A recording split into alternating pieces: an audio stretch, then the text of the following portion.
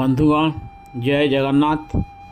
मु इंजीनियर दीप्तिरंजन पंडा ज्योतिर्विद मोर ज्योतिष भित्तिक चैनल कुंडली भविष्य आपण मानक अभिनंदन और स्वागत जनाऊँ।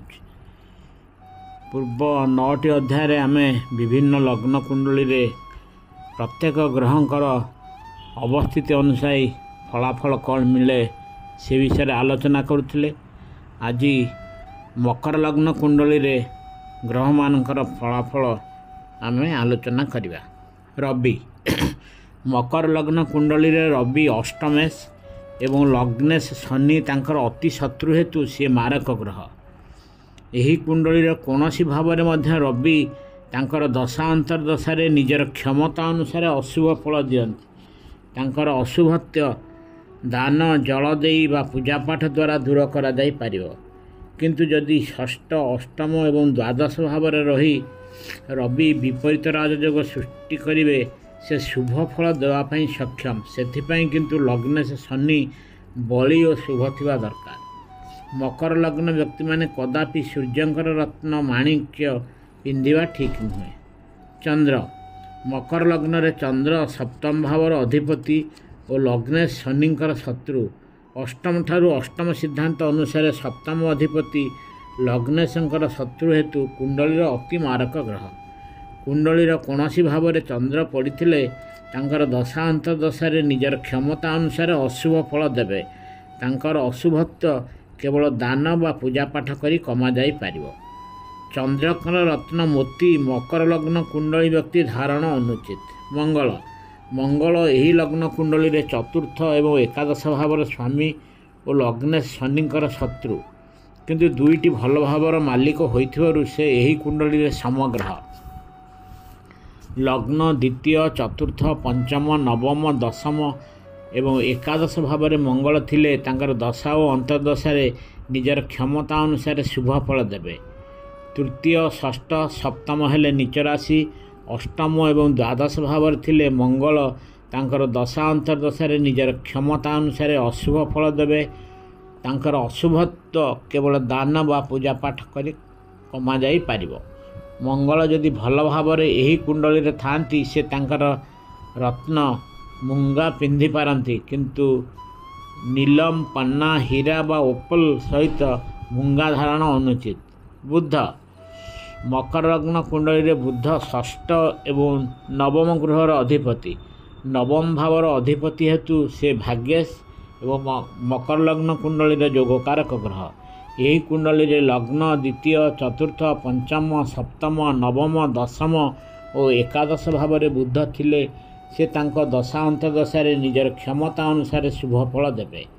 तृतीय नीच राशि। षष्ठ अष्टम और द्वादश भाव बुध तांकर दशा और अंतर्दशा निजर क्षमता अनुसार अशुभ फल देवे। तांकर अशुभत्व केवल दान बा पूजापाठ द्वारा कमा जाई पारे।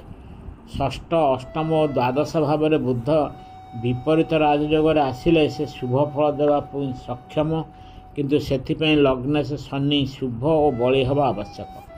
कुंडलीर कौनसी भाव में बुध जदि अस्त अवस्था थांती तेबे से तांकर रत्न पन्ना धारण करी तांकर क्षमता वृद्धि करि पारिबे। बृहस्पति मकर लग्न कुंडली रे गुरु तृतीय और द्वादश भावर अधिपति हेतु यही कुंडलीर मारक ग्रह भाव में गणा। तांकर मारकत्व केवल दान बा पूजापाठ करी कमा जाई पारे। गुरु यही कुंडलीर कौनसी भाव में निजर दशा अंतर्दशा तांकर क्षमता अनुसार खराब फल देवे। षष्ठ अष्टम एवं द्वादश भाव में बृहस्पति जदि थिबे एवं विपरीत राजयोग स्थिति रे सी शुभ फल देवाक सक्षम हेबे। किंतु एथिपई लग्नेश शनि बली और शुभ थिबा दरकार। यही लग्न कुंडली रे थिबा व्यक्ति माने गुरुंकर रत्न पोखराज धारण संपूर्ण वर्जन्य। शुक्र यही लग्न कुंडली रे शुक्र दुईटी अति भल ग्रह गोटे त्रिकोणर पंचम भाव और आरटी केन्द्रर दशम भावर अधिपति होइथिबारु और लग्नेश शनिंकर मित्र हेतु अति जोगकारक ग्रह। कुंडलीर लग्न द्वितीय चतुर्थ पंचम सप्तम दशम एकादश भाव में शुक्र थिले से तांकर दशा अंतर्दशा निजर क्षमता अनुसार शुभ फल देवे। तृतीय षष्ठ अष्टम नवम नीच राशि एवं द्वादश भाव में शुक्र उदय अवस्था निजर जोगकारकता हजाई ଅଶୁଭ ଫଳ ଦିଅନ୍ତି। କୁଣ୍ଡଳୀର କୌଣସି ଭାବରେ ଶୁକ୍ର ଅସ୍ତ ଅବସ୍ଥାରେ ଥିଲେ ବା ଦୁର୍ବଳ ସ୍ଥିତିରେ ଥିଲେ ତାଙ୍କର ରତ୍ନ ହୀରା ବା ଓପଲ ଧାରଣ କରି ତାଙ୍କର ବଳ ବୃଦ୍ଧି କରାଯାଇପାରିବ। ଶନି ମକର ଲଗ୍ନ କୁଣ୍ଡଳୀରେ ଶନି ଲଗ୍ନ ଭାବ ଓ ଦ୍ୱିତୀୟ ଭାବର ଅଧିପତି ଓ ଦୁଇଟି ଯାକ ଗୃହ ବହୁତ ଭଲ ଭାବ। ସେ ମଧ୍ୟ ଲଗ୍ନେ ଶୋଇଥିବାରୁ ଏହି କୁଣ୍ଡଳୀର ଗୋଟିଏ ଅତି ଯୋଗକାରକ ଗ୍ରହ।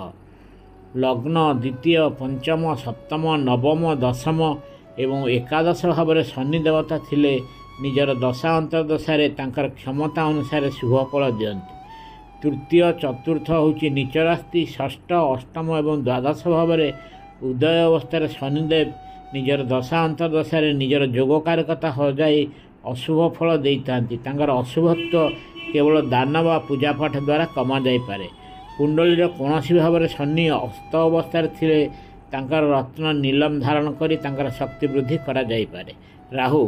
ରାହୁଙ୍କର ନିଜର କୌଣସି ରାଶି ନଥାଏ।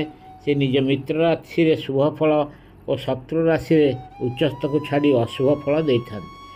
ମକର ଲଗ୍ନ କୁଣ୍ଡଳୀରେ ଲଗ୍ନ ଦ୍ୱିତୀୟ ପଞ୍ଚମ ନବମ ଦଶମ ଭାବରେ ରାହୁ ଥିଲେ ସେ ତାଙ୍କ ଦଶା ଅନ୍ତର୍ଦଶାରେ କ୍ଷମତା ଅନୁସାରେ ଶୁଭ ଫଳ ଦିଅନ୍ତି। ମକର ଲଗ୍ନ କୁଣ୍ଡଳୀରେ ତୃତୀୟ ଚତୁର୍ଥ ଷଷ୍ଠ ସପ୍ତମ ଅଷ୍ଟମ ଏକାଦଶ ନିଚସ୍ତ ଦ୍ୱାଦଶ ନିଚସ୍ତରେ ରାହୁ ଥିଲେ ତାଙ୍କର ଦଶା ଅନ୍ତର୍ଦଶାରେ କ୍ଷମତା ଅନୁସାରେ କଷ୍ଟ ଫଳ ଦିଅନ୍ତି। ତାଙ୍କର ଅଶୁଭତା କେବଳ ଦାନ ଧର୍ମ ବା ପୂଜାପାଠ କରି କମାଯାଇପାରେ। ରାହୁଙ୍କର ରତ୍ନ ଗୋମେଦ କୌଣସି କୁଣ୍ଡଳୀରେ ପିନ୍ଧିବା ମନା, କାରଣ ତାଙ୍କର ସ୍ୱଗୃହ ନାହିଁ। କେତୁ ରାହୁଙ୍କ ପରି କେତୁଙ୍କର ମଧ୍ୟ କୌଣସି ନିଜସ୍ୱ ରାଶି ନଥାଏ। ସେ ନିଜ ମିତ୍ର ରାଶିରେ ଶୁଭ ଓ ଶତ୍ରୁ ରାଶିରେ ଉଚ୍ଚସ୍ତକୁ ଛାଡ଼ି ଅଶୁଭ ଫଳ ଦେଇଥାନ୍ତି। ତାଙ୍କର ଅଶୁଭତ୍ୱ କେବଳ ଦାନ ଧର୍ମ ବା ପୂଜାପାଠ ଦ୍ୱାରା କମାଯାଇପାରେ। ତାଙ୍କର ରତ୍ନ ଆଦୌ ଧାରଣ ଅନୁଚିତ। କୁଣ୍ଡଳୀର ଲଗ୍ନ ଦ୍ୱିତୀୟ ନବମ ଦଶମ ଏବଂ ଏକାଦଶ ଉଚ୍ଚସ୍ତ ଭାବରେ ସ୍ଥିତ କେତୁ ନିଜର ଦଶା ଅନ୍ତର୍ଦଶାରେ ନିଜର କ୍ଷମତା ଅନୁସାରେ ଶୁଭ ଫଳ ଦିଅନ୍ତି। କୁଣ୍ଡଳୀରେ ତୃତୀୟ ଚତୁର୍ଥ ପଞ୍ଚମ ହେଉଛି ନୀଚ ରାଶି, ଷଷ୍ଠ ହେଉଛି ନୀଚ ରାଶି, ସପ୍ତମ ଅଷ୍ଟମ ଏବଂ ଦ୍ୱାଦଶ ଭାବରେ କେତୁ ଥିଲେ ତାଙ୍କର ଦଶା ଅନ୍ତର୍ଦଶାରେ ନିଜର କ୍ଷମତା ଅନୁସାରେ ସେ କଷ୍ଟ ଦେଇଥାନ୍ତି। ଆଜି ପାଇଁ ଏତିକି। ଆସନ୍ତାକାଲି ଆମେ କୁମ୍ଭ ଲଗ୍ନ କୁଣ୍ଡଳୀ ବିଷୟରେ ଆଲୋଚନା କରିବା। ଯଦି ଆପଣମାନଙ୍କୁ ମୋର ଏହି ଅଡ଼ିଓଟି ଭଲ ଲାଗିଛି ତେବେ ଏହାକୁ ଲାଇକ୍ କରନ୍ତୁ ଏବଂ ବହୁମାତ୍ରାରେ ସେୟାର ବି କରନ୍ତୁ। ଆଗରୁ ସବସ୍କ୍ରାଇବ୍ ନ କରିଥିଲେ ଏବେ ସବସ୍କ୍ରାଇବ୍ କରିବାକୁ ଅନୁରୋଧ। ଜୟ ଜଗନ୍ନାଥ।